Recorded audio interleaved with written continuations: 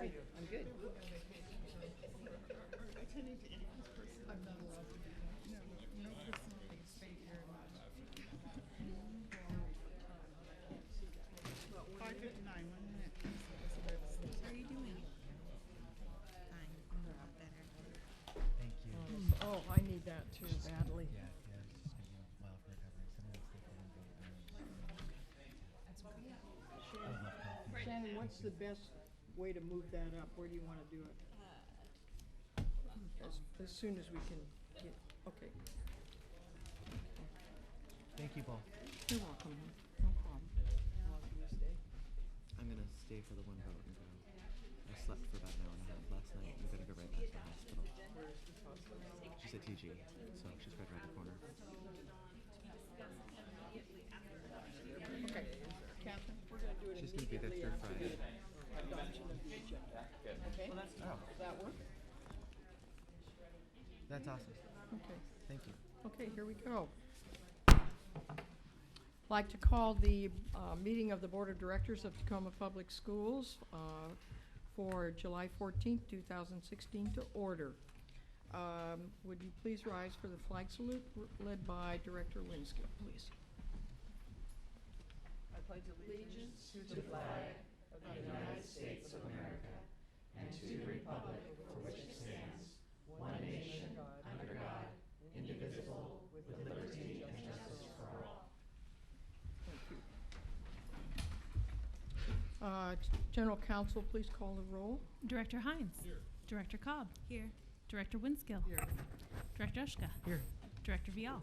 Here. Could I have a motion, please, to adopt the agenda? I move adoption. Second? It's been moved and seconded. All those in favor signify by saying aye. Aye. Opposed? Agenda's adopt 5-0. The chair would move to take item 13.4 out of order and to be voted on immediately to be moved to the top of the agenda. So moved.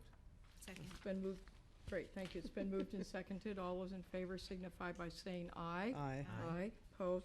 Motion carries. Mr. Murakami, could you, I know it's a little bit out of order, but there's a reason and why, and Director Ushka needs to leave, and I appreciate you being ready to go. Yes, of course. So this is the reciprocal ground lease. Well, do you want Director- me to read it Oh. first? I gotta Oh, get. yep, sorry. That's okay, here we go. Approval of the ground lease with Metro Parks of Tacoma for Eastside Community Center at First Creek Middle School. Okay. All The right, chief, Thank you. the chief operating officer recommends that the board of directors authorize the superintendent or designee to enter into the ground lease. And, sorry, let me throw this up. I'm sorry, I know you're, take your time. No, this thing got a little messed up. Okay. Sorry. The chief operating officer recommends the board of directors authorize the superintendent or designee to enter into the ground lease by and between the Tacoma Public Schools and Metropolitan Park District of Tacoma for the Eastside Community Center at the First Creek Middle School property location. I move approval. Second. It's been moved and seconded. And we have motion before us. Mr. Murakami, could you just briefly tell us what that is so that people know what we're voting on? Sure. Thank you. This is the reciprocal ground lease between the school district and the Metropolitan Park District for the lease of land at the Eastside Community Center. The way it was done and developed is both sites, Sammy and First Creek, had appraisals done by an independent appraiser, and there was an evaluation done to establish a market rate value for both sites, and then an equivalent square footage was identified to support both sites so that neither organization had to pay additional dollars for the ground lease. And so by executing this ground lease tonight, we're agreeing with Metro Parks on the land. And so it's irrelevant of their schedule, their budget for the Eastside Community Center. This is for the land as a reciprocal swap with us so that we can construct Sammy and that they can move on with the development of the Eastside Community Center at First Creek Middle Okay, School. so for clarifications, we are voting on the value of exchange of the raw land that will underlie the buildings. Is that correct? The value of the raw land is the basis That's for what the I'm lease saying. agreement. Yes. So this is the execution of the lease What? agreement. To clarify, the Yes, we are voting on the lease agreement, but the basis of that, if someone looks at the amounts of $375,000, they're gonna think there are buildings on that, but what we are doing is approving a lease of the ground Correct. for the buildings to Ground be lease. constructed on, a ground lease. I want people to Correct. understand that. We've not understated, that's the true value of the undeveloped land, and that's what we are voting on. Is that correct? That is correct, Okay, President great, Vale. thank you. And if I could clarify, with respect to reciprocal lease, the board approved the lease associated with Sammy at its prior board meeting. So this Correct. is the second piece of a two-part effort to ensure that both parties were getting reciprocal value and that neither entity was gifting the other public lands, and that the land itself continues to belong to each entity. They are ground leases. It is not a sale or transition of And- property and beyond the a lease. State Constitution makes it very clear that we cannot, among each other, gift property in terms of state agencies and local jurisdictions, and I want to make that's why we had to go through this. So I want to thank everybody who's been involved in negotiating this, Mr. Murakami and his staff, Park District staff, Director Ushka and I had the pleasure to work with Eric Hanberg and his counterpart, Jesse Baines, and so we came to bring this now tonight before you. Director Ushka, I believe you wanted to make some comments. I do. It's no surprise that I'm going to vote affirmatively for this. I've been a proponent of this for a long time. The kind of partnerships that we've built across municipalities is important. The fact that we're creating multi-use buildings both in the north and on the east side is important. The people that have figured out new ways of doing things and seen through barriers are phenomenal. But the thing that's that I think really moves me is that as a community we had an opportunity to do something that's not going to just change a few pieces of property. It's going to change generations to come on both ends of Tacoma, and we're doing that together. And I'm really proud to be a part of that. I'm proud of the district. I'm proud of our city. And I'm really grateful to everybody who's put work into this. So that's all I have to say. Thank you. Further questions or comments by members of the board? Okay, all those in favor signify by saying aye. Aye. Aye. Those opposed? Motion carries 5-0. Director Ushka, you may be excused. Thank you. You're welcome. All right, now we will return back to the regular agenda. Where am I at here? All right, recognition of staff, students, and community. I believe there are none this evening. Is that correct? Okay, great. Members of the public wishing to address the board. School board members encourage public participation, and your input is greatly appreciated, and we would, if you would like to address the school board, please follow these steps. Number 1, complete a citizen request card, which is located back of the auditorium. Submit the card to the school board secretary prior to the start of the meeting. Cards submitted after public comment period is ended will not be considered at this session. When Superintendent Sancorno will call your name when it's your turn to address the board, please speak into the microphone. You have up to 3 minutes to share your comments. We have a big clock over there, and when you get to 1 minute left, you will hear a ding, and then when your final 1 minute is up, you'll hear another ding. And we would ask that you please try to keep your comments, within the time allowed, and that you make also that your comments are of a civil and constructive nature.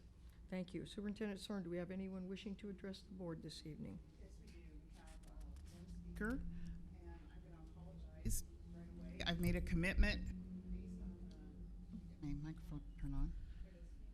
Are you on?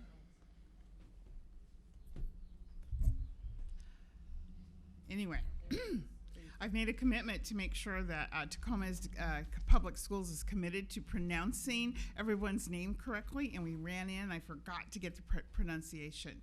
So I'm going to punt, and if I get it wrong, will you please correct me? This is Mr. Faker? Faker, okay. 50-50 chance, and I blew it. Mr. Faker, thank you so much for coming to speak for us. Thank you. Good evening, members of the board, ladies and gentlemen in the gallery. Transparency. Transparency is paramount with regards to public domain offices and those who hold these offices. And today the issue is involved the Tacoma Public School Board. I bring you 3 questions based on the Washington State Superintendent of Public Instruction 2017 curriculum, specifically the K through 12 health and physical education standards, requiring students to be taught gender identity and expression beginning in kindergarten. And for the record, I wish to read some specifics from the curriculum. Beginning in kindergarten, students will be taught about the many ways to express gender. Gender expression education will include information about the manifestations of traits that are typically associated with one gender. Cross-dressing is one form of gender expression. Third graders will be introduced to the concept of gender identity. These children will be taught that they can choose their own gender. Fourth graders will be expected to define sexual orientation, which refers to whether a person identifies as a heterosexual, homosexual, or bisexual. They'll also be taught about HIV prevention. Children in the fourth grade will be told that they can choose their own sexual orientation. Fourth and fifth graders will learn about the relativity of gender roles and why such roles are social constructs that are inherent to who we are as male and female human beings. Seventh graders will be expected to distinguish between biological sex, gender identity, gender expression, and sexual orientation. High school students will critically evaluate how culture, media, and society and other people influence our perception of gender roles, sexuality, relationships, and sexual orientation. Programs such as these are blatantly outside the scope of basic education and have no place in the Washington Public Schools. This does nothing but further the liberal agenda and infringe on the rights of families. Many parents believe that these standards are not age appropriate, as well as whether the manner in which these topics will be taught will undermine the values held by their families. It is frightening to think that students who hold traditional beliefs about gender and sexual identity may have to choose between accepting politically correct points or failing assignments and being ostracized by school administration. My first question, Mr. Baker, your time is up. If you could please I have like conclude. 30 seconds. We have a rule, I'm sorry. 3 minutes. Thank you, I appreciate it. You can leave anything else that you'd like to say Anything with you the board wish to leave secretary. with us, written material, we appreciate it. Thank you. Huh. It's our rules, and we try to hold to it. Thank you. Are there any- That's the only public speaker tonight. Okay, thank you. So I would like to actually have a comment now, because either it's now, while he's here, or it's after, at the end of the meeting, when he's probably not here. I just want to know, is this something set in stone? Or I have talked to people from WASDA, and they basically say this is just a recommendation, and it's not necessarily going to be taught in the individual schools. Do we know that information yet? Can you answer? We're just not that far yet, Director Winskill. This is an initial presentation. You know, it's been an initial presentation from the state. You know, from the State Department, and it's going to be one of those things where it's going to take us time to sit down with, you know, with our state and talk about, you know, what are our options, what are, you know, what is mandatory and what is to our discretion. It is not unusual for the first draft of curriculum edicts to come out and us to have an opportunity to talk about it. So we're just not there yet. Good. And also, I do know, because of some of the previous health curriculum that came out when my children were in school, that you can take your children out of any class if you do not believe in the curriculum. So I want people to be aware of that. Okay, thank you. Moving on. Consent agenda, adoption, motion to adopt, please. I move adoption. We have a superintendent's report. I'm sorry. Yeah, we do. I wanted to get rid of that in a hurry. I didn't want to vote on that. Gotta talk Sorry. about the We've worked budget. so hard. Apologize. I wanted to get out of here tonight. It's warm in here. Superintendent's report, 8/1, 2016-17 budget presentation. Superintendent Santorno. Ms. Medina and her assistant will take us through our budget presentation for 2016. Thank you so much. Thank you. Kristen Bell is our budget director, and she's going to provide you with just a brief touchback. We met with you back on June 23rd regarding the budget in detail. What's this we deal? Sorry. Kristen and her team and the collective we. The reason I said that is I want to commend, in your absence, Kristen did just an outstanding job taking us through that budget and budget presentation. So that's why I give you a bad time about that. Thank you so 'cause, much. She did a good job. And I wanted to jump in when you said that. You gave me the perfect segue just to compliment her on her first big deal in front of the board in terms of going through a board, that presentation. And it was just A+ excellent. So thank you. Thank you. Kristen has been an amazing addition to our team, and she's been invaluable. Her and her team have done an amazing job over the last 3 years that she's been in her position. All We're right, embarrassing go her. ahead. So I'm going to go ahead and hand it over to Kristen and let her get going on telling you what she's doing here. Okay, so tonight is really a recap. I did this last time. It's just a recap of what we talked about on June 23rd, and just wanted to, you have all received this information in your Friday packet, but these slides are really for the community so they can see what it is exactly that you will be adopting tonight for the 16-17 budget. So the expenditures for the 16-17 budget are projected to be $406,537,436. And that's really the number that will be on the resolution, is just that expenditure number. Again, this is, I'm sorry, that was just for general fund. This particular slide is the snapshot of budgeting by priority as our expenditures in the 16-17 budget line up to the strategic goals.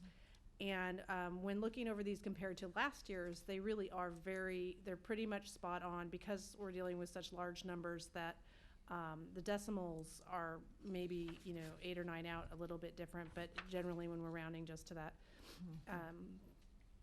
10th, it's the same basically. The other thing that we were talking about relating to this is year 2 of our 2-year biennial budget, and so we didn't have a lot of changes in the second year of the biennial budget. The expectation was that we wouldn't see a lot of changes in the second year, and so that's why these numbers are almost identical to last year. So just the minor modifications between individual budgets. Correct. Anything else? No. This is just a review of the capital projects fund. The expenditures that will be adopted will be $124,419,000 for the capital projects fund for next year. And this is, go ahead and switch it, please. This is a little bit different than what was shown through about a couple weeks back. There was a change on the expenditure side since you've seen it. It was 126 million on the left-hand side of the screen, and it went down a little bit for projected expenditures. And that was due to some decreased equipment purchases. We took a second look at it, and it was an incorrect on one of the cells. So we fixed that, and then we increased some restrictions for bond proceeds, and that's just a line item within the fund balance itself. So at the end of the day, the expenditures that would be adopted tonight would be the $124,419,000. Okay, great. Again, debt service, $47,984,412. Our ASB stays the same as we discussed a couple weeks ago, $4,054,636. And the transportation vehicle fund, again, at $1.3 million, with a plan to purchase 9 buses next year. I would like to add one comment on the debt service fund. What we would likely expect this year, which we have not seen in a number of years, is that we may potentially have a rollback in the levy amount that we will that we'll be asking for. And so essentially what that means is we are budgeting one number, and with the assessed value predictions, it could very well be lower than what we're predicting, saving on taxpayers' tax rates. And what that would entail, it would be us potentially coming back to you, telling you that we're going to have a lower amount of expenditures in this category for debt service. And we would know that sometime around October. Okay. That's it. That's it, unless you have any questions. It's really just a review of what we talked about on the 23rd of June, and again, so the community can see those dollars that you'll be adopting. Any questions or comments of the board? Are we ready? Oh, No, Director no, Hines. no, I don't have anything. Just a question on the capital projects fund. Those projects. Right. Can you hear me now? How about now? Yeah. Yeah, you're on now. Guys having the same issue the superintendent was on the sponge. On those projects, could you give us just a general idea if we're on, over, under budget for the capital projects that have been undertaken?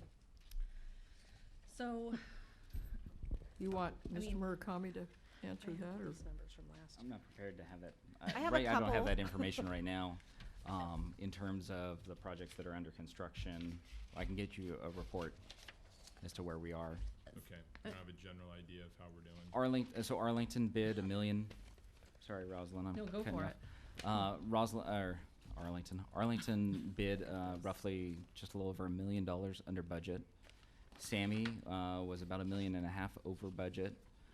Those are two very different sites, very different construction types, and estimating the Sammy one was difficult because of the barriers and constrictions of building in Point Defiance Park. But overall, Stewart and McCarver are doing really well with the GCCM process. And I don't have numbers on Wainwright. We did have some extended time, as you know, into the contract, and that's yet to be negotiated out how that's going to be resolved. Okay, I appreciate that. I want to make certain that we honor our commitment that the first project and the 14th project are all approached the same way, that we're not out of money for those latter projects, that the sequencing shouldn't impact the quality and the types of amenities that go into the building. So I think those regular updates will help me feel comfortable that we're honoring that promise to the community. And I would like to, if possible, have those on a quarterly basis, if not little sooner than that, because we've got a lot of money being spent. I also have a question on Sammy. Are we gonna look at some value engineering to get that amount down as we go into that project, Mr. Murakami? Right now, I can get you a little more detail in a Friday report as to where we are with the overall budget and scope. Okay. As you would probably recall, we added dollars Yeah. to that project with contingencies and Right. funding in place for a Camp 6 location to be defined later. And so the project is coming in under the overall budget, but what the future additions that weren't planned for and originally budgeted in the 2013 capital bond that we had reallocated dollars from state match from previous projects and Right. monies that we had banked. So Sammy is within the total project budget that you had as a Okay. board approved previously. Okay. So that's the $1.5 million important to know. was within the contingency we have. Okay, all right, good. So are you at this point confident we're going to be okay at the end of the process? Yeah, we Okay. still have all the dollars allocated for the 5 projects yet to bid. And the real question is gonna be what the market does in the next 2 or 3 Correct. years. As the economy's rebounding and other school districts are passing bonds, the construction marketplace in the Puget Sound is going up. And so escalation and other factors of economy are hard to predict. So, but yeah, we have not dipped into any of the funds allocated for the other projects. So, great. Thank you. Superintendent Center, could we have more timely reports on the construction Yes, we can do it. funding? This- It's important to me you that know. you get that too, because I do think it's important to note that we don't have control over all variables that go, No, into we know that, escalating you costs. know, and I guess my request for that is that if we have to do some scaling back or something at some point in time, it doesn't come as a great big surprise.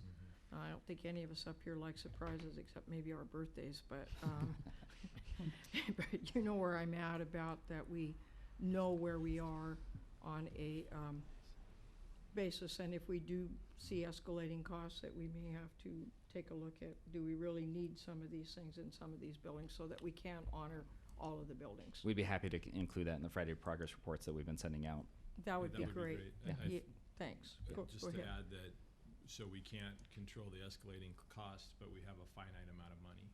Correct. So we have what we have, and we need to make certain that Project 14 is the same as Project 1. So be looking for what are we doing to anticipate the escalation, given that there's almost 70 cranes going in Seattle right now, and other school districts are passing bonds, and they're getting into their capital projects that I've got all the confidence in the world in our team that's driving out these projects, but for the sake of transparency and for the assurance of the board, I think it's important that we get those regular updates on how's it going, what are we anticipating, what are we doing about it. Be happy to comply. Thank you. And we have no doubt that you won't be transparent with us. You certainly have been throughout the process, but I think this just makes it a little easier for us to understand where we're at. So Yes. we'll start getting those. Thank you. Appreciate that. Director Cobb, did you have any comments? No. Okay. Thank Director you. Winskill? No. I'm sorry, did you? Okay, great, thank you. Thank you very much. And I would just, I yeah. think Director Winskill had a question. Oh, I'm so No, sorry. no, I don't. You I don't have Oh, any okay, questions. no. sorry, I thought you did. No. Okay, go ahead. Thank you very much. Appreciate it. Okay. Well, hearing no questions or comments, are we ready to vote on adoption of the 2000? We're not there yet. We're not. No. Why- Now what do we have to do? Consent The calendar. budget presentation It's at the end. precedes the consent agenda, and then there's a resolution later in your agenda. Okay, So we're all back right. to the consent agenda. Sorry. Okay. It's to keep me I around just- for. You know how I feel about budgets. I just like to get that over and done with. All right, consent agenda, motion to adopt, please. I move adoption. Second. Been moved and seconded. Any questions or comments of the board I on just items? have a comment. I was looking through the HR stuff, and it seems like there's some repetition of people I thought we already had in previous things. So I just wanted to know if we've had duplications of people retiring twice or something. Like Erin Jones, I thought she was in there several months ago, and she's in this one, and Wait till Larry Ms. West was in Nolan, there. So Ms. Nolan is here and she yeah, can so I just don't explain. know. Okay. Go What ahead. what happens on occasion is after someone in a retirement scenario, perhaps, or a resignation scenario discovers is that there needs to be a change in date. Oh, okay. So in that particular case, there was a change in the resignation date. Okay, thanks. I just wondered why I was rereading all that stuff, so that's good. Great. Is there any further questions or comments of the board on the consent agenda matters? Hearing none. All those in favor signify by saying aye. Aye. Those opposed, motion is adopted 4-0. Policy matters, item 10, there are no policy matters. Item 11, quarterly financial update. There is no quarterly financial update. Presentations on the financial health of the district will be made during regular board meetings on a quarterly basis. Monthly financial statements can be found on the district website at www.tacomaschools.org/financial reports. Curriculum and instruction, item 12.1, approval of multiple interlocal agreements for 2016-17. I'll do that. Oh, I was Okay. going to take this Oh, one. okay. I You know, wanted to say that it's on 12.1 that I want to note our brilliant staff that has collected all of those and put them in one item so that you don't have to approve them individually. And we, I think as a board, appreciate that, the grouping of them. Thank you. The General Counsel, on behalf of the Assistant Superintendent of Support Services, recommends that the Board of Directors approve the multiple interlocal agreements for the 2016-2017 school year. I move approval. Second. It's been moved and seconded. Are there any questions of the board on any of these? Hearing none, all those in favor signify by saying aye. Aye. Opposed, motion carries 4-0. Item 12.2, approval of College Board College Readiness and Success Contract, TSD-17-043. Ms. Santorno, are you going to do this one again? Okay.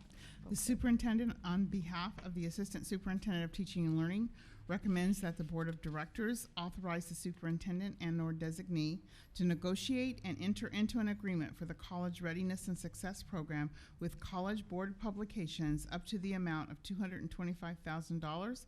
Funding source, basic education and assessment. I move approval. Second. It's been moved and seconded to approve item 12.2. Questions or comments by the board of Mrs. Santorno? Director Winskill? Yeah, I do have some questions on this one. Tacoma Public Library has this system on their internet, I think, and anyone can use it. There's sample tests, PSAT prep, SAT prep. And I'm kind of concerned about the cost of this and wonder what it's designed to do. I don't know if there's anyone here from Fenyi. That'd be great. Would you come and provide a response? Thank you. Dr. Hung, thank you. So this contract is about the testing for our high school, secondary kids.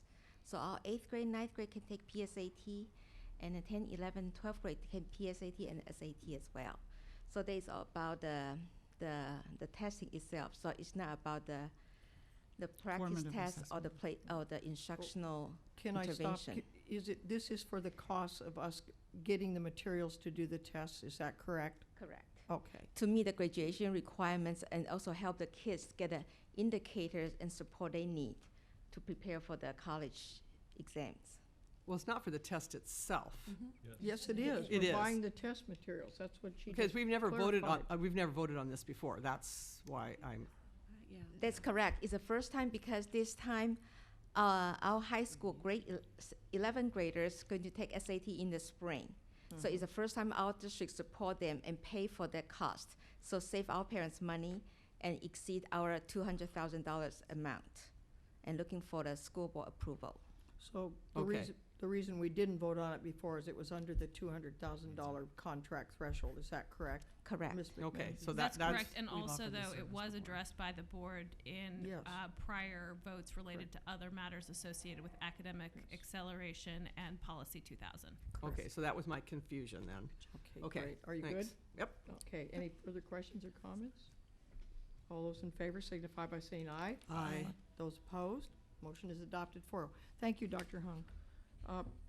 Item 12.3, approval of the National Foundation for Governors Fitness Council's NFGFC National Champion School Award for Jason Lee Middle School. Assistant Superintendent of K-12, Mrs. Page, please. Thank you. The Assistant Superintendent of K-12 Support recommends that the Board of Directors approve the acceptance of the National Foundation for Governors Fitness Council's National Champion School Award for Jason Lee Middle School and approve use of the fitness center according to the accepted guidelines. I'll move approval. Second. It's been moved and seconded to approve item 12.3. Congratulations to Jason Lee Middle Absolutely. School on behalf of the board. Any questions or comments? All those in favor signify by saying aye. Aye. Opposed? Motion carries 4-0. Item 12.4, approval of the Year 3 School Improvement Grant application for Roosevelt Elementary and First Creek Middle School. Again, Mrs. Pace, if Thank you you. would, please. The Assistant Superintendent of K-12 Support recommends that the Board of Directors approve submission of the Year 3 School Improvement Grant application for Roosevelt Elementary and First Creek Middle School in the amount of $2,131,143, and if funded, approve expenditures of funds according to the accepted guidelines. I'll move approval. Second. It's been moved and seconded to approve item 12.4. Are there questions or comments of Assistant Superintendent Pace? Mrs. Winskill. I have a question, because in the past, I know some schools have done better with the reduction in this at the end, so this is a substantial amount of money. So are we working with people in those two schools to have a plan for reduction when this whole endeavor ends?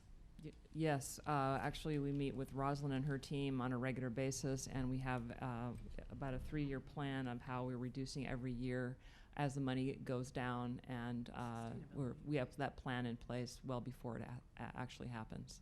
So I don't know if you have the answer today, but what portion represents people and what portion represents like staff development? So if you don't have that information, you could get that to us. We can certainly, is my own? Yes. We can certainly get that to you. And what we have been talking about is moving more towards discretionary expenditures and away from the people in those buildings so that when we get to the end, we know what it is that we can support internally on a continual basis, and then, you know, for the sustainability perspective, and then the discretionary expenditures would then go away.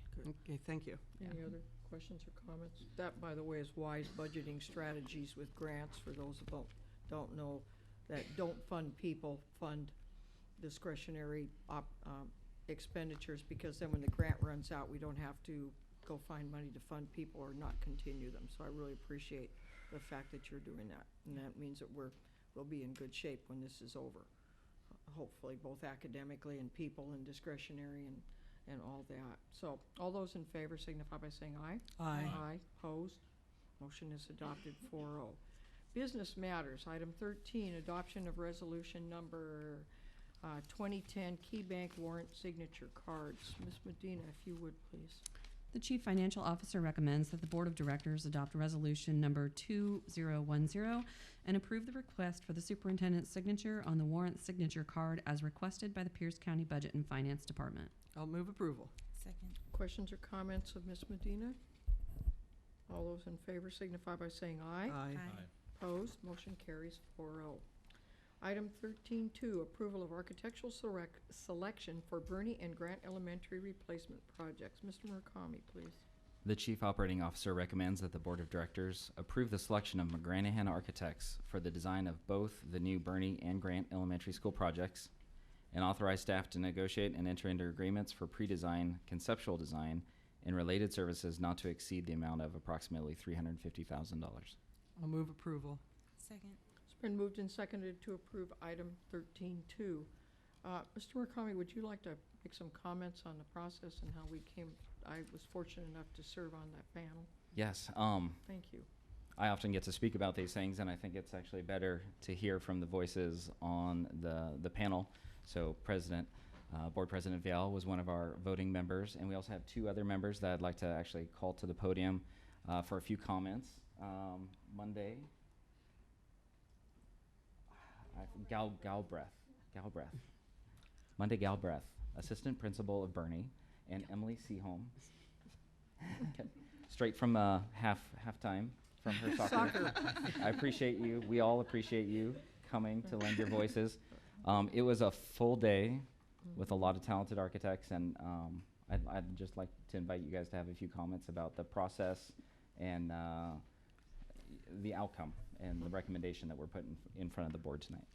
Okay, good evening. Thanks for inviting me first, and it was a pleasure to be on the interview team.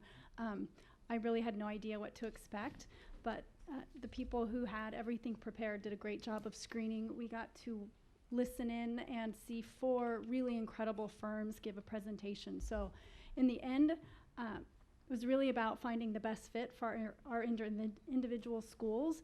And the great thing was these firms were so professional and really want to do something great for the community.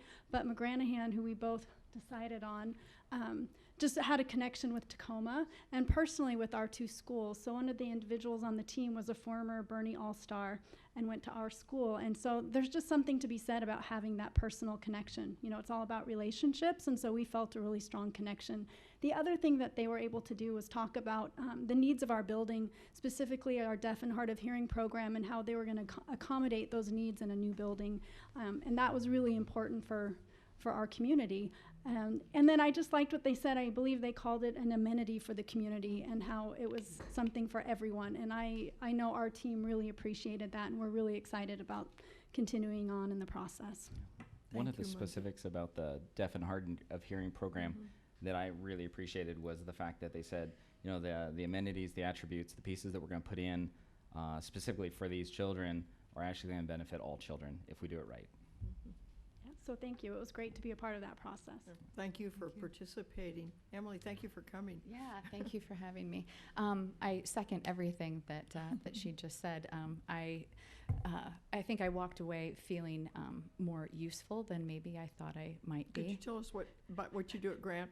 And I work with the arts at Grant, so I do all of our behind-the-scenes things for the productions that we do, as well as help with our enrichment program, and I do fuse glass with our K through 5th grade students as well.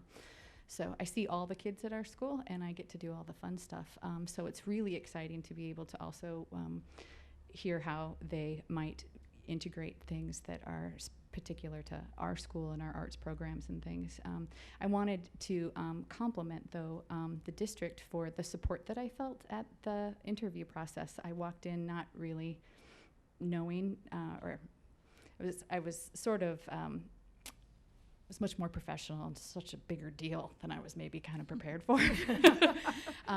But they gave us some great tools, which I really appreciated, and it let us evaluate and score, so that I really felt like we were looking at all 4 firms evenly and at the same bits of information and could compare.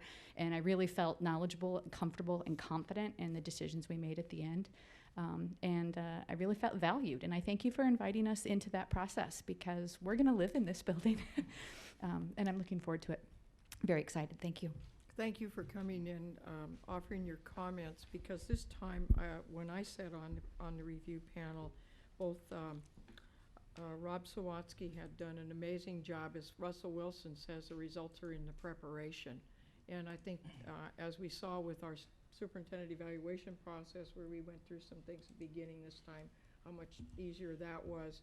The same thing they did with the architect selection process, learning from our earlier selections, and had an hour, I believe it was an hour and a half before the teams met with Rob and went through how we were going to do evaluations and what we should evaluate and what should we look for, set of questions, and a really, really good rubric. I think that made it maybe not easier, but much more professional for us to be able to really differentiate between what those 4 firms brought to the table, and they were good.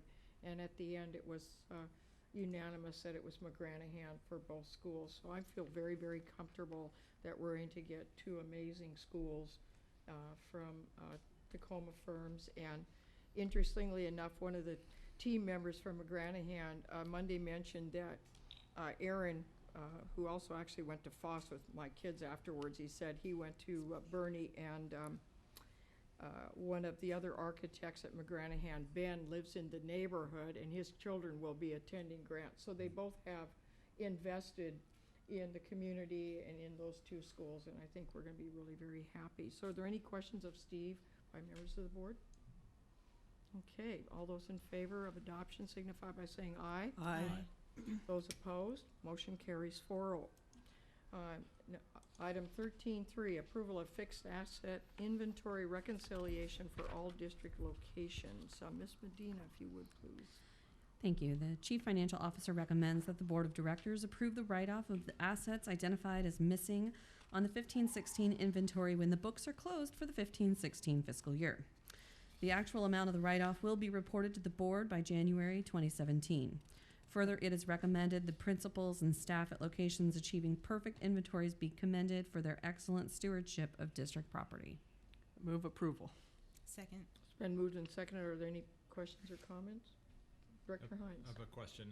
In the background document, it talks about however 11 locations were rated as unsatisfactory with double-digit losses totaling 260 items, or 74% of the overall missing total.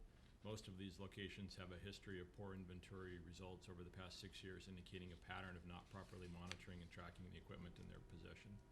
So my question is, what are we going to do to fix that?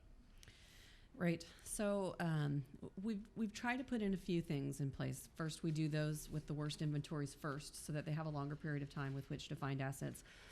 And also, because before we close out the books, doing those inventories often finds some of those missing inventories from the past year. There needs to be an education system put in place. What we've talked about doing for next year is actually physically going to those buildings that have the worst inventory results, showing them how to print out the pages that talk about their room list, showing them how to identify what assets they have in their rooms. Common issue is that assets move from room to room and they get lost or put into a cabinet, and that person doesn't know because it wasn't their room last year. So trying to educate those buildings on those particular issues to minimize some of the problems. I would also say, in talking to Mr. Demmel, that we find a good 30% of the assets that we report at this time by the end of the year and before we close out the books for the year. So when we report to you in January, this will be a much lower number. And that's, again, the feature of using our inventory early on with those most difficult or most challenging sites. And Steve and his team have done an amazing job of accounting. We have lots of stuff. Yeah. And it's almost millions of dollars. all accounted for. Yeah. However, we're an organization that believes in continuous improvement. I would like to see those 11 locations, especially if there's this systemic historical perspective, then I would like those principals and staff members to know that that information has been provided to the school board. Okay. Good. Does the inventory process only occur at the end of the year? Like, when teachers get it into a room, are they told what they're deemed not responsible for, but what is counted as in their space? Our process is we have an automated inventory list that lives in our system that tracks where the assets are physically located, and each teacher should have been provided with a room list when they start the school year, and that they're supposed to identify what's on their list versus what's in their classroom, and figure out what's not there and report that if there's something. So if something gets stolen over the summer, it can happen. They're supposed to report that and identify that to us. I would say another thing that we're doing is if somebody has something that has their name associated with it and it goes missing, we're starting to hold people more personally accountable for those items where we haven't necessarily had names associated in the past. So yes, they have that information. They should be provided that information. I'm not sure that happens every single time, and so that has been a challenge when we go out to do inventories. People are like, I don't have a list. I don't know what's going on. So. Mrs. Santorno. I think it's fair and in the spirit of transparency to let the board of directors know that CAB is not one of our best customers for inventory. So surely a lot of the processes we need to put in place are here in this building, because we're probably one of those 11, I would bet. We are, I think we are the worst offender. I haven't looked at the numbers recently, but we have been the worst offender historically in this building. There's a couple hundred administrators that are rolling through this building on a regular basis, and a lot of itinerant staff that take things home, and so it's not here when it gets inventoried. But I have to say, we have some significant improvements to make with the staff here. And sometimes it's furniture also, isn't it, that's moved here and there? And it's only the barcoded assets that we're talking about Okay. here. Okay. And I think it's a lot of times the case that it's here. It's just nobody knows where it is. And so, again, we haven't had that. We haven't had a good, tight system of listing the assets, on the 8th floor of what's here and where it needs to go. And so that's part of the problem. So we can do better. And we've talked about doing a pre-inventory this year where we go to them, print out the lists with them, do it with them, and essentially teach them. I'd like to request that we do that, because if, we're not setting a very good example in this building, as probably some of us may have some. I know I had a computer that I didn't forget to turn in, but I got a replacement, and actually Tanya knew that, and I just brought it in. So, it happens, and I think that we all need to, board, for example, I have a computer and a printer, and I think you do, Director Hines, and, and a file, you know what I mean, that we as board members need to be a part of that too, because we have materials and things that we're given. And we're set that example. I think it's I feel like we're doing do as I say and not as I do right now, and if we're gonna call out the 11 that, then we ought to be part of that. And Superintendent Santorno, I don't know how the rest of you feel, but I hope that we would do one and that we all be a part of that. Do you have a problem with that? No. Good, great. I didn't think you did. So that we'll see a pre-inventory then for 8th floor. It's probably timely too with some of the remodeling and moving back in and stuff that we really can inventory. And I know Assistant Superintendent Nolan, you're gonna have a lot of moving around and stuff, and maybe that's a good opportunity for us to do that inventory as we are, looking at swapping out of computers and things like that, and making sure that we have everything tagged. And I think that's part of it too. Sometimes I think people forget to put the tags on those, and this is an ongoing, not just for us. When I was in state government and at the city, people would forget to tag stuff as property of the city of Tacoma or property of the Office of Financial Management, and so we can do a better job, and I expect this time next year that we'll get gold stars in this building. Okay, great. Further questions or comments? Thank you, Director Hines, for raising that. All those in favor signify by saying aye. Aye. Aye. Opposed? Motion carries 4-0. Okay, now here we are. Approval of ground lease with Metro Parks. Are we there? already did that. You've done it. Okay, we already did it. All right, 13.5. Removal of portable relocation contract. Mr. Murakami. The Chief Operating Officer recommends the Board of Directors approve the use of the portable relocation contract with Robbins and Company Robbins and Company House Moving, Inc. through the 2018-2019 school year. I'll move approval. Second. It's been moved and seconded to approve item 13.5. Any questions or comments of Mr. Murakami? Okay, all those in favor signify by saying aye. Aye. Those opposed, motion is adopted 4-0. Approval of interlocal agreement with the item 13.6, approval of the interlocal agreement with the Enumclaw School District for PQBSI Xerox pricing. Mr. Murakami. Nope, it's me. I'm sorry, Ms. Medina. The Chief Financial Officer recommends that the Board of Directors authorize the superintendent to sign the interlocal agreements between Tacoma School District Number 10 and the Enumclaw School District. I'll move approval. Second. It's been moved and seconded to approve item 13.6. Are there questions or comments of Ms. Medina by members of the board? Hearing none, all those in favor signify by saying aye. Aye. Those opposed, motion is adopted 4-0.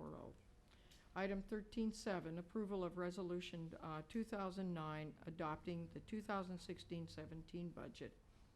Ms. Medina. I'm so excited. The Chief Financial Officer recommends that the Board of Directors adopt Resolution Number 2009, providing for the adoption of the 2016-2017 budget. I'll move approval. Second. I assume there are no questions or comments? Okay. Let's do a roll call vote on budget adoption. I think that would be a good idea. Director Hines. Aye. Director Cobb. Aye. Director Winskill. Aye. Director Vial. Aye. That motion passes 4-0. Motion passes 4-0. Item 14, other business. Item 14.1, approval to rename Hoyt Elementary School to Hoyt Early Learning Center. Mr. Murakami, that is yours, sorry. The Chief Operating Officer recommends the Board of Directors authorize the Superintendent to officially rename Hoyt Elementary School to Hoyt Early Learning Center. I'll move approval. Second. It's been moved and seconded to approve item 14.1 to rename Hoyt Elementary School to Hoyt Early Learning Center. Are there questions or comments of the board? Director Yes, Winstead? I have a comment. I've never liked the concept of Washington Hoyt. I like Washington and I like Hoyt, but I don't like the two together. So are we going to name this separately? Or are we going to now refer to it as Washington Hoyt? No, it's We've going to got be Washington and Hoyt Early Learning Center. Center. Yeah, they and so now separate are- buildings. Yeah, Separate they're now buildings. two separate entities. Well, yeah, that's what I wanted to make sure. And then, I don't take anything for granted. So is there going to be an office down at Hoyt now? Or are they going to still use the Washington office? Well, since Steve, it's do you under early learning, I assuming. believe there's going to be an office at Yeah, Hoyt that's what I because thought. we've got some other contractees that Yeah, are I going do to be know a that, part yeah, I do of know that. Hoyt, so they'll Okay. have their own office. Okay, good. Yeah, having attended Washington, I never did like that Washington Hoyt. Yeah, either. good. So I'm with you. If it Okay. helps, neither were ever, the combination name was never formally adopted by the board. Both buildings remained with their individual names. They were just colloquially That referred I- to as yeah, I a joint remember. entity. Remember someone telling me that. Well, I told my grandson it was named after President Washington, and he was very surprised. Yeah, it So was. I think hearing Washington Hoyt, he Kinda did, confused yeah, them. he didn't Yeah. really think that And- through. But he was only in the first grade, so. You know, and Hoyt, the kindergarten that was the primary, it was called later, was named for Nell Hoyt, who was a very prominent early child educator in our community, and we're still honoring that, but separating them and clearly separating them, and I guess, and particularly with our new early learning program, I think it's appropriate. So, is there any further questions or comments? Okay. All those in favor signify by saying aye. Aye. Opposed, motion is adopted. Item 14.2, to rename McCarver Primary School to McCarver Early Learning Center. Mr. Murakami, please. The Chief Operating Officer recommends the Board of Directors authorize the Superintendent to officially rename McCarver Primary School to McCarver Early Learning Center. I'll move approval of that. Second.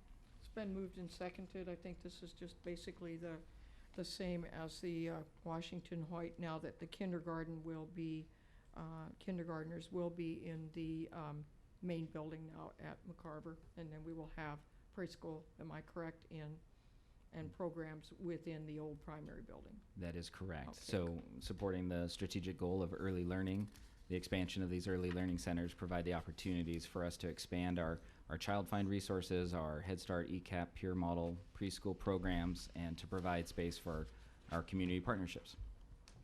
Thank you. Any questions or comments? Okay, all those in favor signify by saying aye. Aye. Opposed? Motion carries 4-0. Election of legislative representative. The president will call for nominations. I nominate Director Vial. Is there any more nominations? Is there a second? I'll second it. Thank you. It's been moved and seconded that the president will, and I will not be the president when I assume that responsibility, will serve as a legislative representative for the next 2 years. Any questions or comments? General Counsel, would you please call the roll? Director Hines. Aye. Director Cobb. Aye. Director Winskill. Aye. Director Vial. Aye. That passes 4-0. Thank you. Thank you, members of the board, and your confidence in me and allowing me to serve in that position again. I appreciate it very much, and I will do my best. Item 15, report to the board. 15-1, middle school boundary adjustments. Ms. Medina, if you would, please. So I'm excited to bring you what I hope will be a very brief update on what's going on with the middle school boundary process.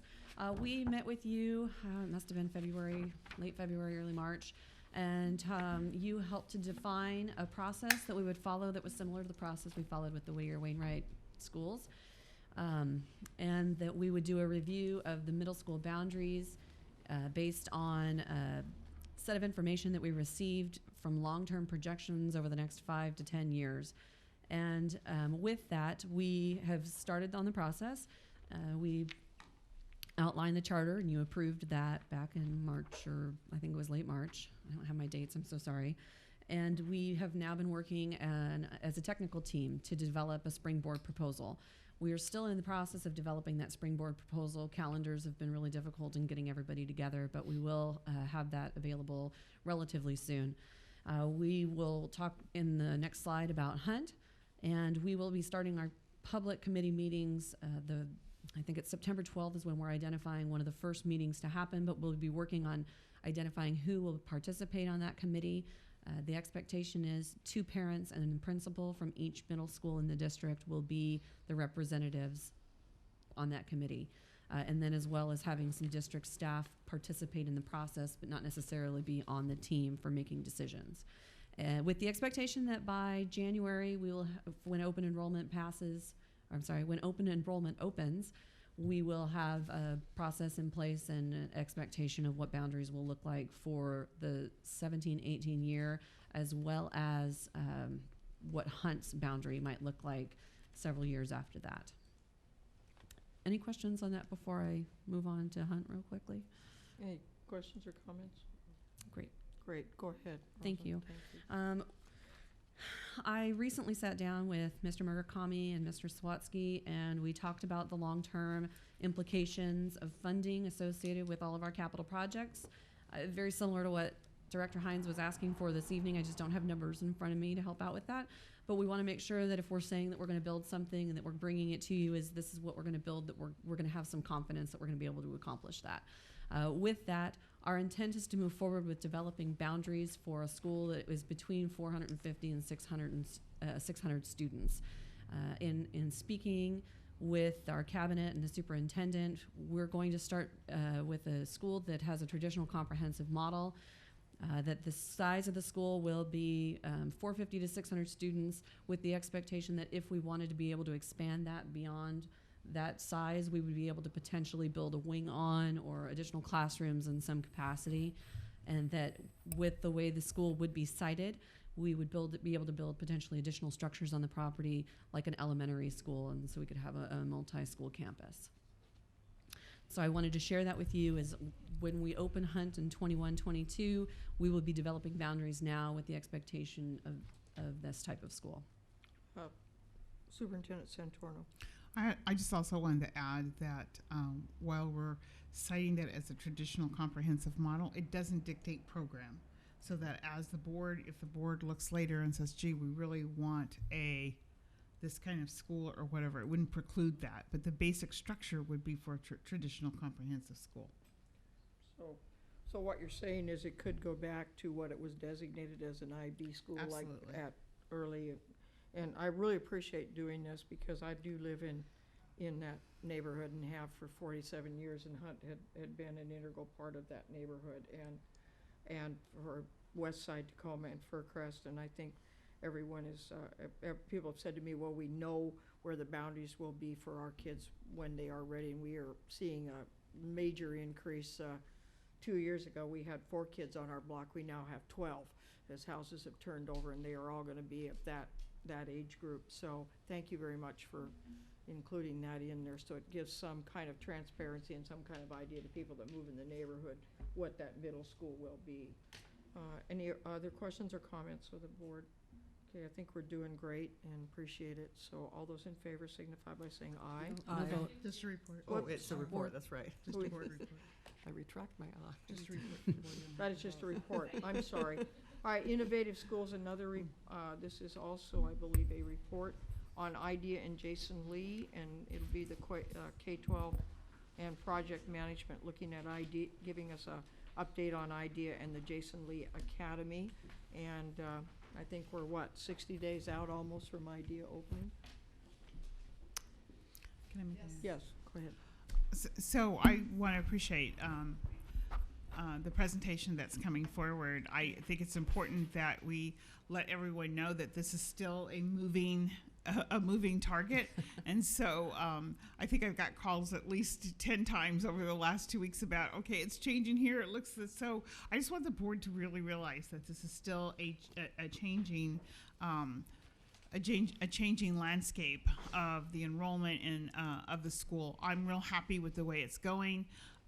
We certainly have learned some things about about recruitment and what we need to do. So I just urge the board to understand that these numbers may change by the time. I definitely know they'll change by the time we look at it. We'll come back to you in August as a precursor to what's going on, and certainly this will be an advertisement for any youngsters out there. I don't know, Kristen, you still have room? That, if they want to be a part of this brand new innovative school, that they still have an opportunity to do that. Thank you. I think we have like one spot, maybe, right? One spot? Okay. That idea right now. So, and I want to echo what Superintendent Santorno said. This team of people have done some amazing work over this year, and especially the last few weeks. I have Cass Tang, who's our project manager, and she's going to speak a little bit later about what we're doing to project manage this, and her help has been instrumental in getting us to where we are right now. We have Kristen Tinder, who's here representing the IDEA School and the work that's being done there. And our own Jen Cubista is going to be here to answer questions regarding the Jason Lee Academy. So we're here to give you an update of where we are right now. And as Superintendent Santorno said, some of this data could definitely change between now and the start of school. So this is an update, and it's a quarterly update that you have asked us to bring to you. And so this is kind of where we are right now. What we're going to be doing tonight is we are going to look at some data that we have that you've asked for, and it's at a glance. So it's not everything that we're going to share with you later in the summer and early fall, but it is what we have at this point in time. We're going to be also looking at the elements of the project management process, and that's the scope, the cost, and the time, and Cass is going to take us through a little bit of that. We're also going to look at how we've addressed the concept of risk, which is always a question that Cass asks us at the end of our meetings is, what risks are you worried about? What things do you have concerns about? And so she's going to talk a little bit about how we address that. And then we're going to have some time for you to ask questions. So I'm going to turn this over to, yes, Carmen. I just want to interrupt for one moment and let the board know that, we do have a new principal at IDEA. And yes. I think he left on a plane for his vacation today. Yes. And so we decided not to make him stay here for this board, and appreciate Kristen coming in and standing in his place. So thank you, Kristen. But And Kristen tell him he only gets one of those privileges now. He's done. And Kristen has been involved from the word go, Yeah, so she she's has. definitely That's here good. to cover that information. So Cass. Okay. Thank you. With this. All right, this is the dashboard for the IDEA School. It's an at a glance, and we update that about every other month. So you'll see in the upper left is pretty much the charter. That is what we're directed to do. In the overall project assessment, we are doing really well with all three: scope, schedule, timeline. And you'll see the timeline down below with the happy face being go live. The school is actually, it has a student presence now with, and Kristen will go over that. So it's really open as we're speaking, but it will go live latter part of August, September. So the part on the right are the areas that really we want to focus, because those are the areas that may have more risk. So the accomplishments, including what we reported last time, we identified there's no kitchen improvements. So most of the food will be brought in cold, just like Sammy and soda. The next steps will include moving some furniture from Arlington and a triple sink, just to make sure that the kitchen is per code. So that's under maintenance and operations. With curriculum and K-12, the teaching and learning group and SPED, they've been working closely, and that's all good to go. So the next step is to develop an RFP process with the partners, which Steve Murakami, Rob Sawatsky are doing with Zach Varnell, the principal. Technology-wise, we're good to go. That has been re-networked. So if you look out there, all of the wireways have brand new wires. They have brand new patch cords, and it's looking, it's ready to go. All we need now are laptops and phones, and those will be put in August. So the change in the budget includes a decrease in cost for interior improvements. We're not putting much there. We found out the costs are lower. We've added an industrial design lab, so we're really trying to shift the funds for the students. We've added a main office door, and we've taken off funds for signage because we have in-house resources that will help us with the signage. Overall, though, the budget remains the same. So now I'd like to turn this over to Kristen Tinder to provide the first look and some pictures. Absolutely. So we have invited our students in to.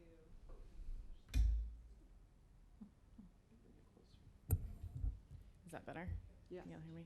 Okay, good. So we actually have been working with all of the IDEA students since March 21st, and we have a series of first look days, which are basically all-day orientation days that the students come in to meet the staff, to meet each other, to understand what the school is about, and we've basically started school in ways on these days. You see those days listed on the slides in front of you.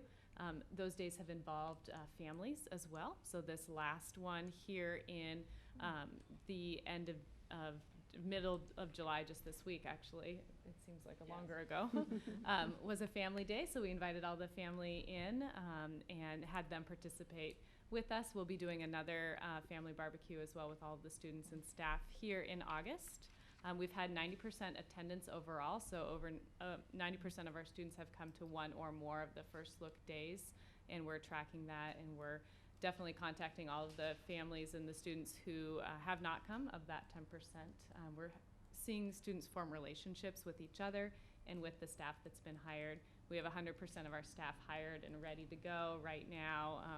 And they are an incredible group of experienced educators as well as industry people. So we've got a nice blend of teachers coming in from the basic ed side as well as the career and technical education side. And we have several partners that we'll talk about in the next slide as well. We're very happy with the students and their excitement and the learning that they're doing. They're doing a book study over the course of these from March to August, where they're actually getting into some academics as well, and we're able to start assessing where they're at and start moving them forward with their learning objectives even just this spring and summer. So here's some pictures from First Look. So this is an activity that we did with our students with the schematic of the building, and they are worked with some local architects and designers to dream up what this building could be. And you can see that they are very into it and having conversations and doing a lot of collaborative work. Here's another picture.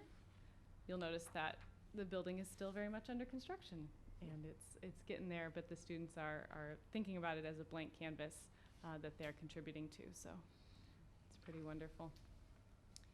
We also, Cass mentioned, we're moving forward with an RFP process to attract local business partners, and that started thanks to the help of Steve Demmel and Zach Varnell and others.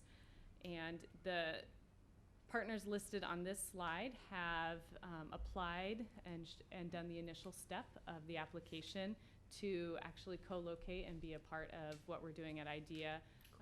And this includes a list of local Tacoma businesses as well as out-of-state businesses that are excited to move to Tacoma and have satellite offices in this area. The end of July is the end of the RFP, and so we're excited to report back in August who kind of gets through that RFP process and is an official partner. But we have a great list here of quite a variety and diversity of different groups, many of which are local, but also others that come out of California. So we're very excited about that. And the final applications will be turned in again at the end of the month for vetting through the process that's been defined. We also have industry partners that are listed here through, this is the CTE Advisory Board. So many of our teachers come through career and technical education.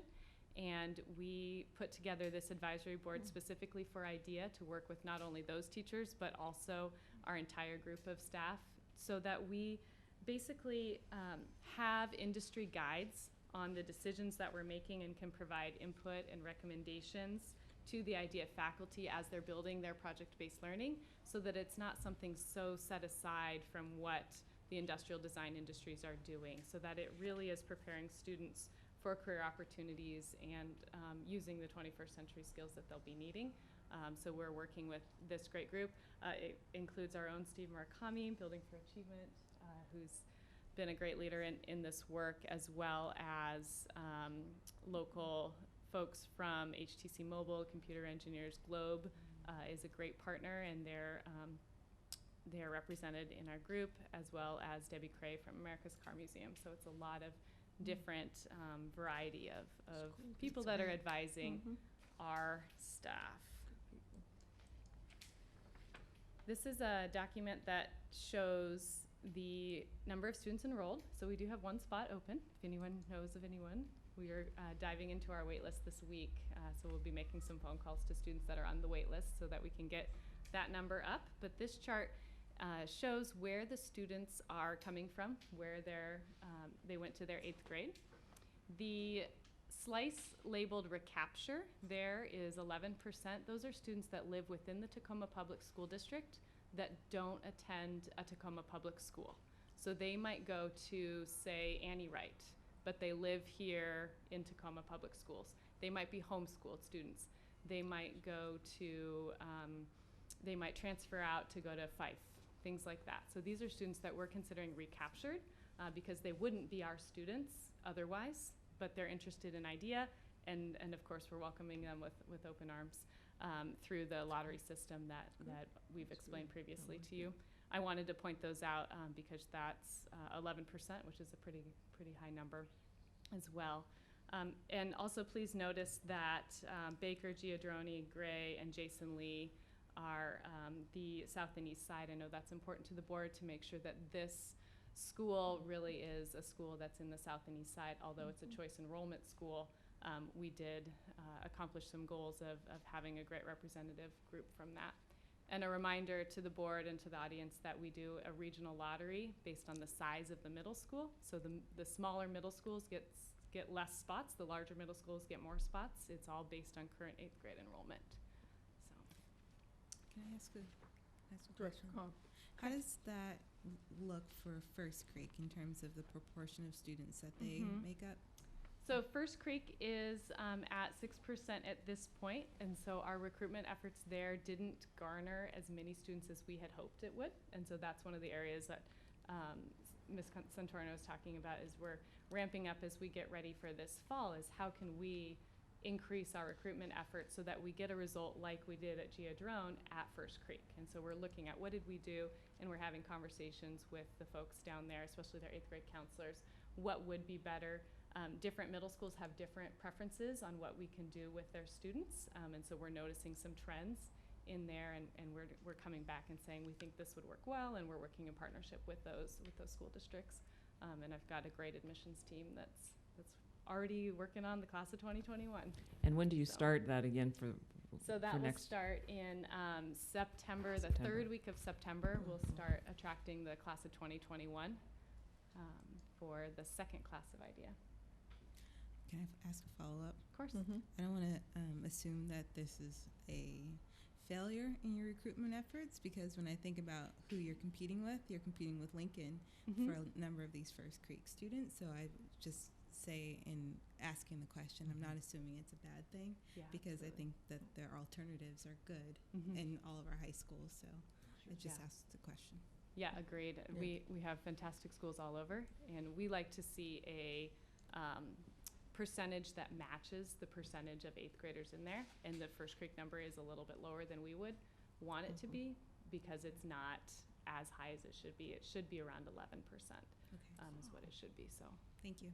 That is a good point about our comprehensive high schools now are very competitive, Kristen. Oh, I know you absolutely. know, yeah, and so I'm glad you pointed that out. Same thing, I'm sure, with Stewart, and they're Mhm. going, a lot of the kids yeah, want to and, go and note Lincoln. that Stewart is a smaller middle school, so it's Mhm. going to have a smaller number of spots available to it. Great, But well, for a first year, I think Mhm. this looks awfully good in terms of a lot better than a few years ago when we first came on the board. As you well know, the allocations of Soda and Sammy, where the kids were coming from, this was pretty good geographic representation. I really, I know the board really appreciates the work put into this. Great, thank you.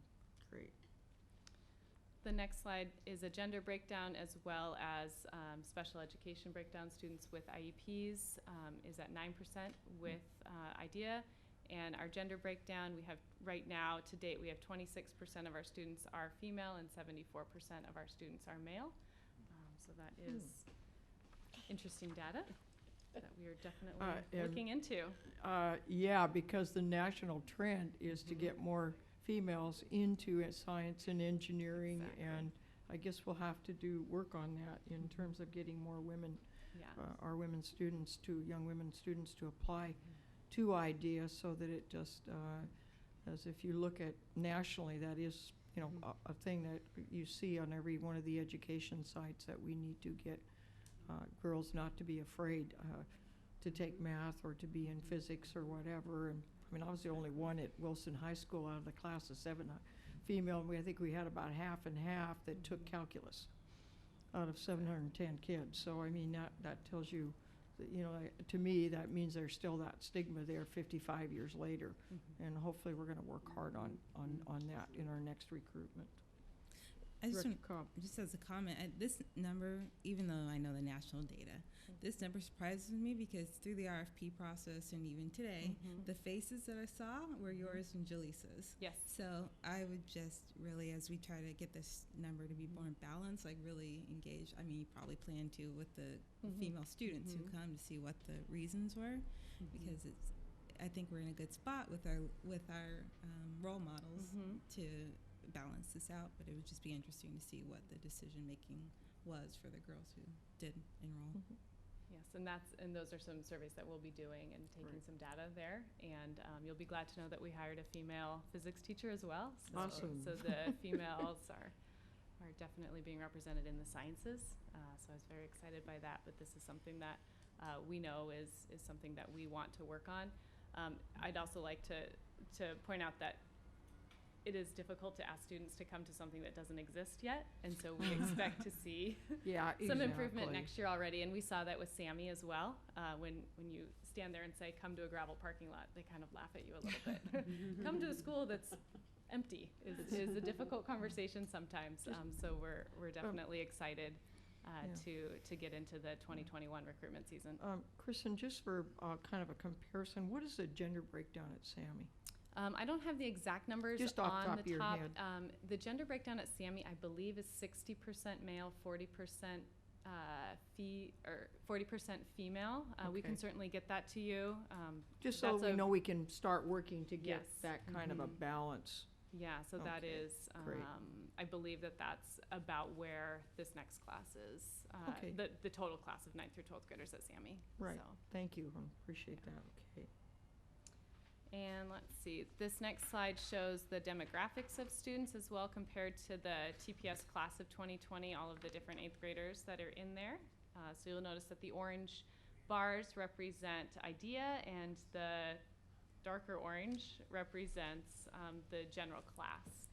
So you can see where we ended with our recruitment efforts there. Good start. And then we move to budget. Cass talk about money. Can I ask one more? Sorry. Certainly, of course. Do you know, in the terms of demographics, do you know, and it's not here, but do you know what percentage of students are free or reduced price lunch eligible at this point? Do you have a We sense don't of it? have that data. I don't have that data on me tonight, Okay. but we can certainly get that, and when we and have it available to you. Thank you. May not have it for all the kids if they weren't TPS enrolled, is that correct? Ninth grade? Yeah, I if mean, they because were you won't, any of the recapture kids, we won't Yeah, have until yeah. after the rollover. But we might want Director Cobb to wait till September with the actual, when the kids actually sign up, or August, or whenever that happens, That's so we get a fine. little better data. Is that yeah, Yes. that's- acceptable? Then we'll have a little more Oh, yeah. accurate data. That's Okay, fine. great. That's a good request. Okay, IDEA budget. Okay, so in conclusion, we're staying pretty steady with $750,000 within our budget. We're saving the $266,000 for the staff starting in the 16-17 school year. We've spent to date already $417,000.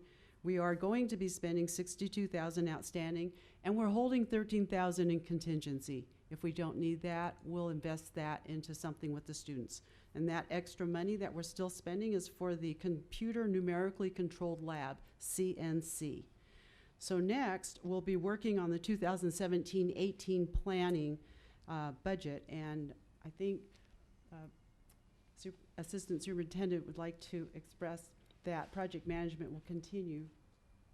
Right, I mean, IDEA is only in its first year, so it should be we'll there. have project management involved till we get all 4 years in place, and we have a good plan in place to continue that work. So we'll be working with Cass and her team as we move on into the second year, the third and the fourth.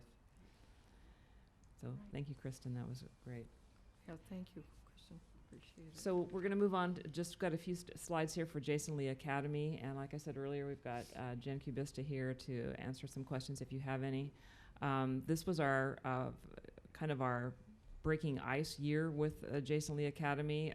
We were in a planning stage, but we also have this coming year as a planning stage as well.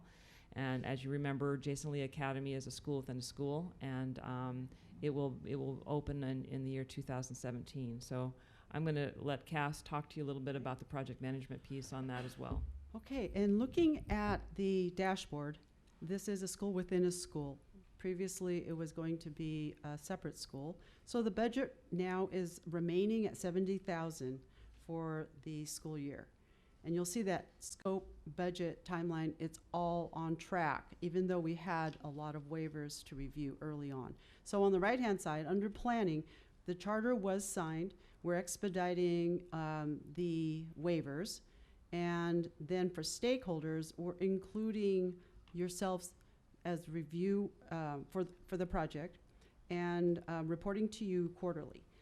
Even though we're going to go live and have students start 17-18. When we get closer with training and rollout, then there will be some content in that box. So the next slide. Thank you. The planning year. So we're returning to you with your recommendations for endorsement for our continued approach. We wanted to determine what adjustments were needed. We were looking at all those waivers. We needed to get started early because it takes time to go through state and legal review.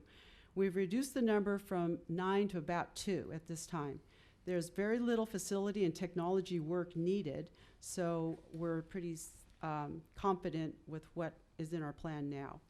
And the next slide is, in March, we had this many waivers, and so you'll see there's a plethora of topics of waivers to address. This was the original one, and since then, we've vetted with the state and within the district.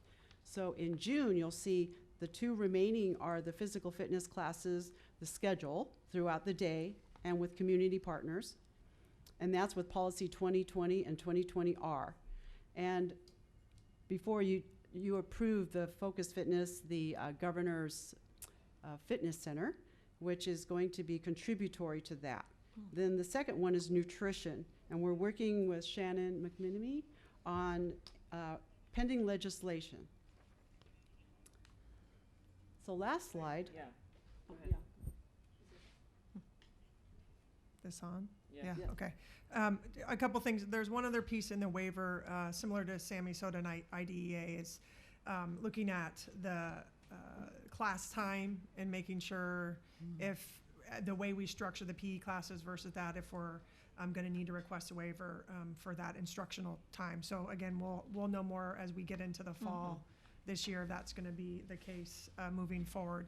In regards to the nutrition, really that piece is specifically, students will be working out 3 times throughout the day.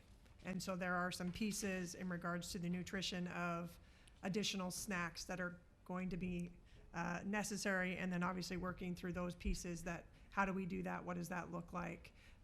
So we have kids that have the correct nutrition as we work out to replace, so we don't have some of those things that could lead to liability as we look at those pieces. And it's actually more rule making necessarily than legislation. The Healthy Hungry Free Kids Act, as the directors know from prior presentations, is one of those pieces of legislation that was passed, but the implementation of the regulations that go with it have gone through many iterations with interim rules, and it seems like they change every 6 to 8 months.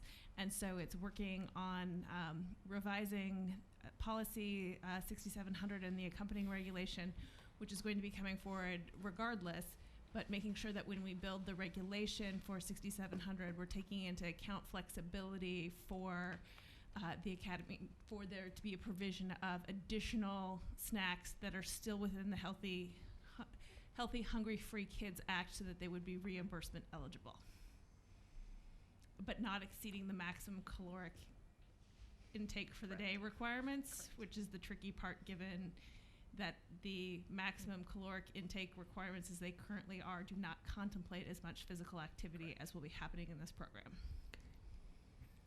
So there's also a possibility of looking at grant funding for additional snacks, so it's not necessarily reimbursed through the federal free and reduced lunch nutrition program, but still where there is the ability to offset some of the costs associated with those additional snacks. I'm not the snack expert, that's Ms. Mossy. But So you can see how this is a real team effort here. Well, we're Thank gonna you. be breaking some new ground. I mean, idea's new too, but we also have 2 good models upon which we've done that seminal work before. That's what to come. Can I ask a follow-up question about your waiver comments? Is the question about hours, or the time spent engaged in fitness activities, does that count towards instructional hours? And is the question about who's providing it?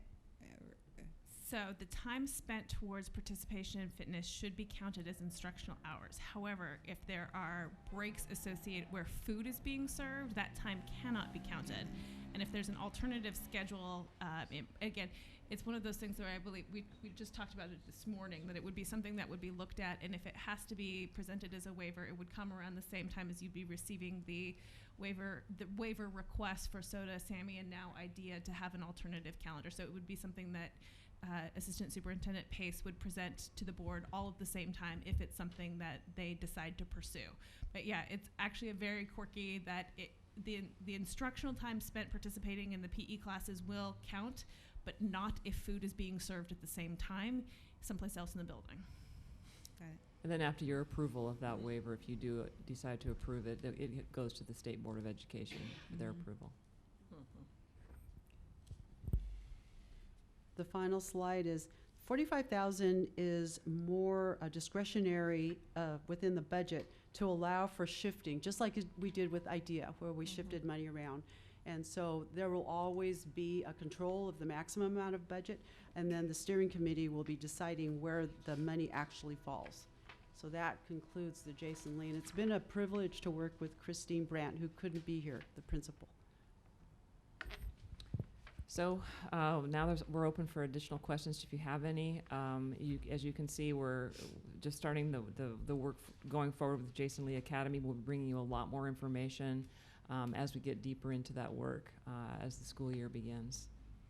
Debbie. I just have one question. How many people do you anticipate will go to the Jason Lee program? Based on what you said, it's going to be 90 students Okay. for the first year.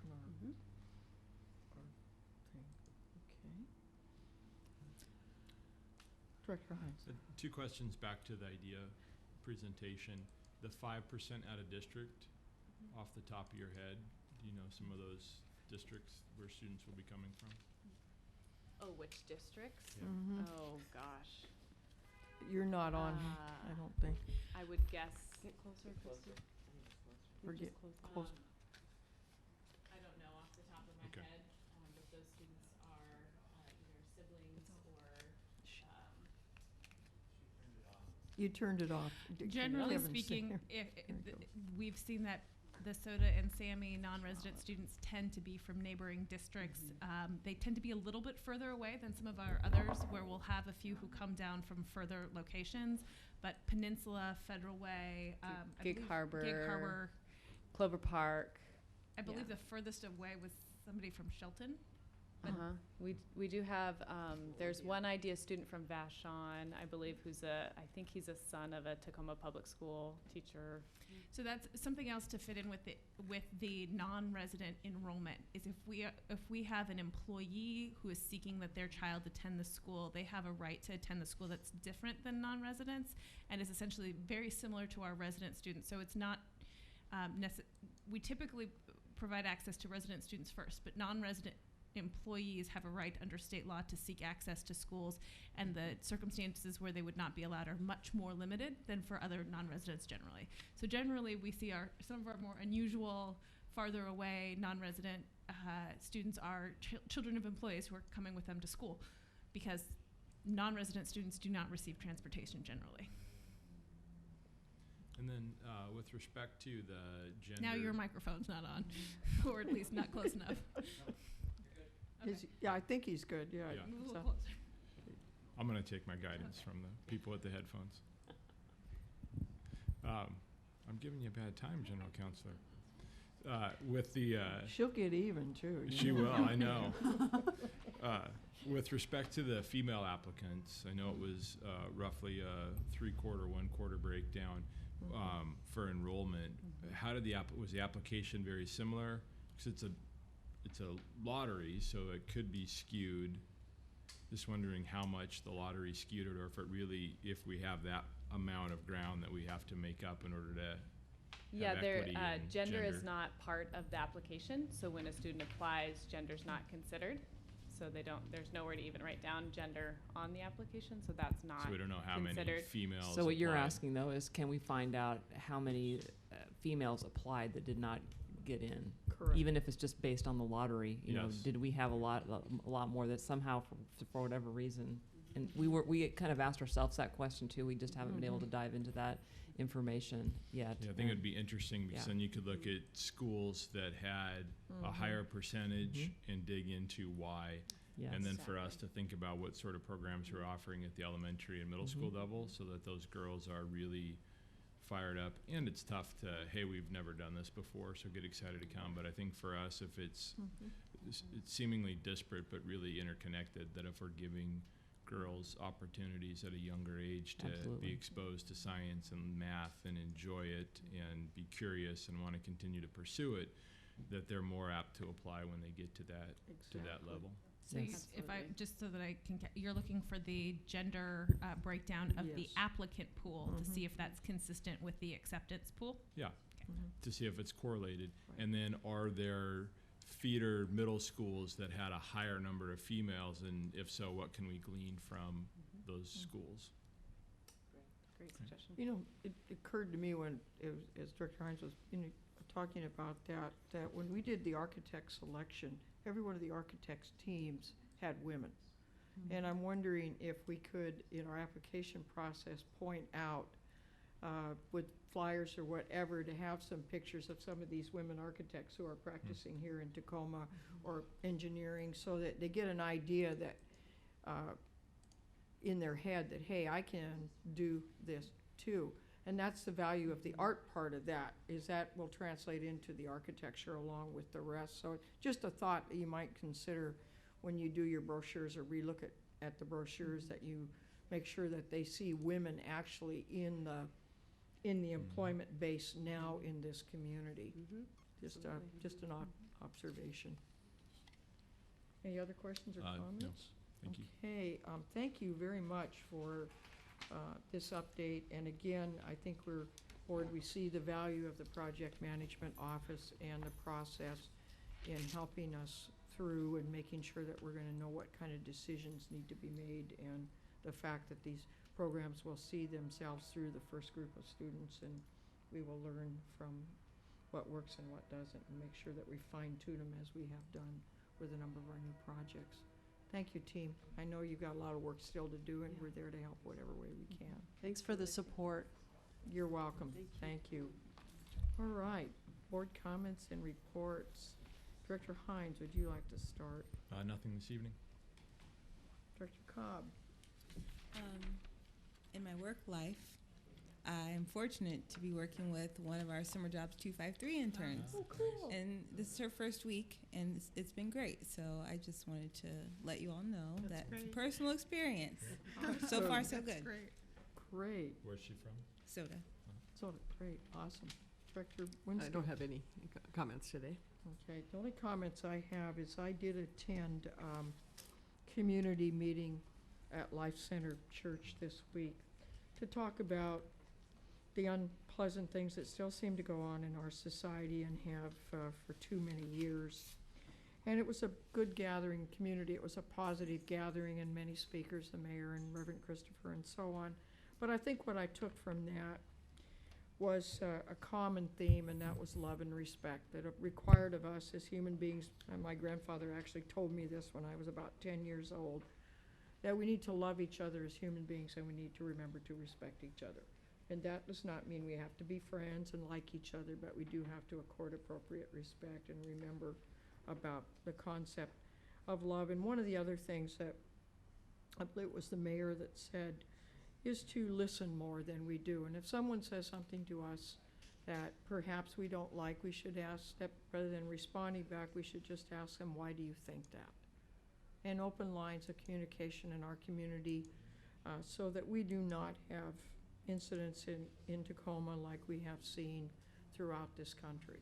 And I think that it was Chief Ramsdale was there from Tacoma Police Department.